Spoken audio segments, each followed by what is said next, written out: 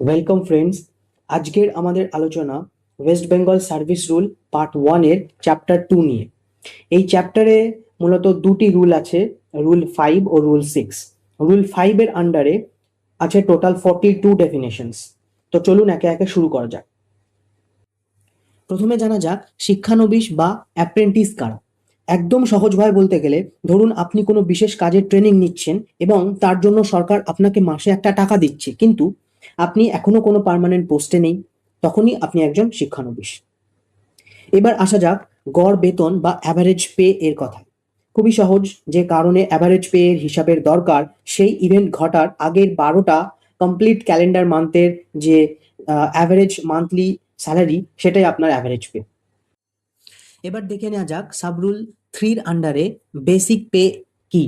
Basic pay হলো কোনো employee যে পোস্টে আছেন সেই পোস্টের জন্য তার যে বরাদ্দ মূল বেতন সেটা। তবে এর মধ্যে কিন্তু কোনো স্পেশাল পে বা পার্সোনাল অ্যালাওয়েন্স থাকে না। যেমন কি যদি কেউ ক্লার্কশিপ পরীক্ষা দিয়ে জয়েন করে, তাহলে এখনকার নিয়ম অনুযায়ী তার বেসিক পে হবে 22,700 টাকা, প্লাস এর উপরে 18% ডিএ ও 12% এইচআরএ, প্লাস 500 টাকা মেডিকেল অ্যালাওয়েন্স অ্যাড করে তার যে গ্রস স্যালারি সেটা নির্ধারিত হবে। এবার দেখা যাক সাবরুল 4। এর মধ্যে আছে সরকারি কর্মচারীদের ক্লাসিফিকেশন। আমরা সবাই জানি A B C O D এই 4টি ভাগে সরকারি কর্মচারীদের ক্লাসিফাই করা হয়, কিন্তু এটা কিসের ভিত্তিতে করা হয়? এটা হয় পে স্কেলের উপর ডিপেন্ড করে।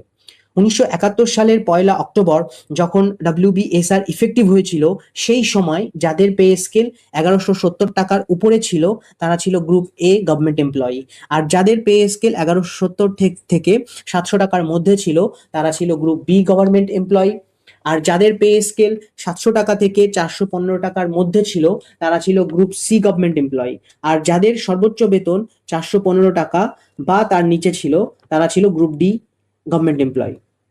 তবে এই ক্লাসিফিকেশন কিন্তু বর্তমানে আর নেই।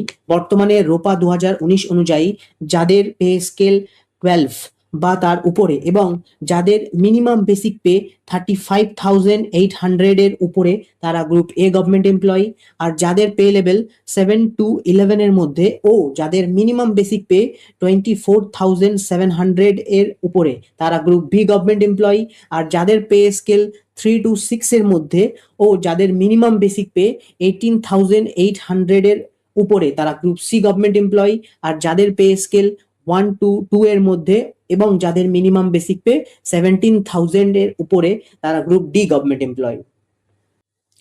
এবার দেখে নিই সাবরুল 6 এ ক্যাডারের ডেফিনেশন। ক্যাডার কি? আসলে ক্যাডার মানে হলো একটা নির্দিষ্ট সার্ভিসের মোট পদ সংখ্যা, যেমন IAS cadre, WBCS cadre, IFS cadre, etcetera. এবার দেখা যাক সাবরুল 8 এ ক্লারিক্যাল স্টাফ কারা। মূলত গ্রুপ বি ও গ্রুপ সি এর সেই সমস্ত কর্মচারী যাদের কাজ সাধারণত অফিস সংক্রান্ত, তারাই ক্লারিক্যাল স্টাফ। তবে সরকার যদি কোনো অর্ডারের ভিত্তিতে কোনো ক্লাস অফ গভর্নমেন্ট এমপ্লয়িকে আলাদা করে স্পেসিফাই করে দেয়, তবে তারা ক্লারিক্যাল স্টাফ হবে। এবার দেখে নেওয়া যাক সাবরুল 9 এর আন্ডারে কম্পেনসেটরি অ্যালাওয়েন্স। একদম সহজ ভাষায়, সরকারি কাজের প্রয়োজনে আপনাকে যখন নিজের পকেট থেকে খরচ করতে হয় আর সরকার তা মেটানোর জন্য যে টাকা দেয় তাকেই বলে compensatory allowance.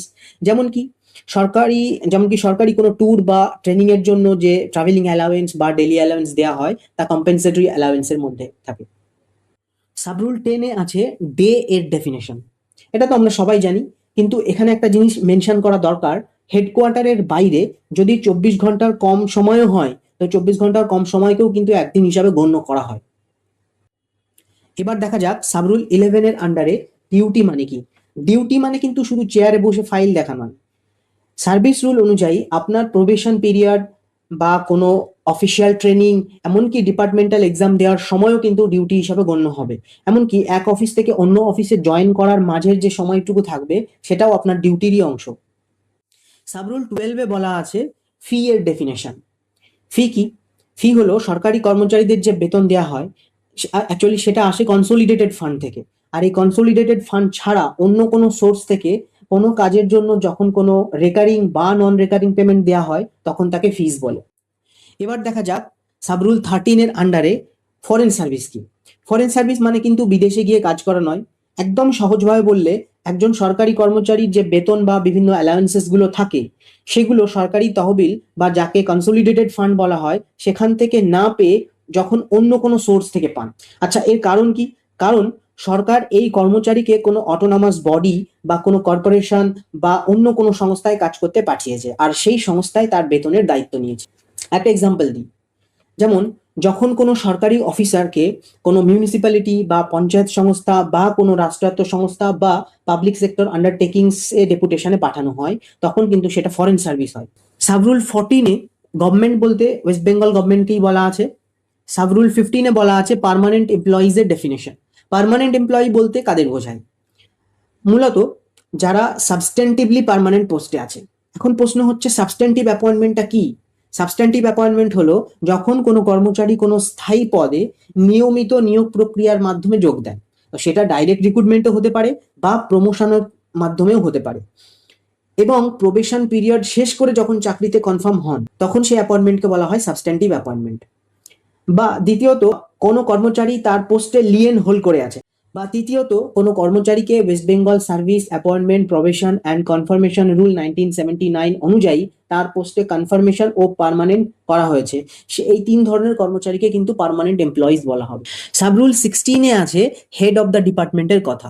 West Bengal service রুলে অ্যাপেন্ডিক্স নাম্বার 1-এ টোটাল 79 অফিসারের কথা মেনশন করা আছে। এর একটা লিস্ট আছে, এই যে টোটাল 79 অফিসারের কথা এখানে মেনশন করা আছে এই অ্যাপেন্ডিক্স নাম্বার 1-এ।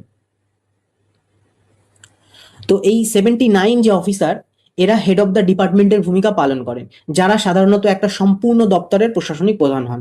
আর সাবরুল 16A তে বলা আছে, সাবরুল 16A তে হেড অফ দ্য অফিসের কথা বলা আছে, যারা মূলত দৈনন্দিন প্রশাসনিক কাজের দায়িত্বে থাকেন।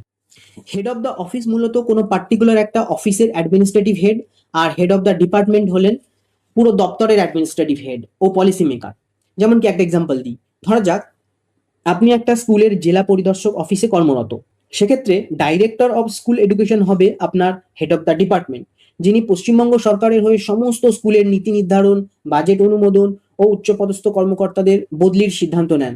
আর আপনার অফিসের ডিস্ট্রিক্ট ইন্সপেক্টর অফ স্কুল হবেন আপনার হেড অফ দ্য অফিস, যিনি শুধুমাত্র তার নির্দিষ্ট জেলার অফিসের দৈনন্দিন কাজ পরিচালনা করেন এবং তার অফিসের কর্মীদের বেতন বা হাজিরা এগুলো নিয়ন্ত্রণ করেন। তো এক কথায় এইচওডি হলেন বস অফ দ্য ডিপার্টমেন্ট, আর হেড অফ দ্য অফিস হলেন ম্যানেজার অফ দ্য অফিস। তো আজকে এই পর্যন্তই। এর পরের আলোচনাতে আমরা দেখব সাবরুল 17 থেকে সাবরুল 42 এর যত ডেফিনেশনস গুলো আছে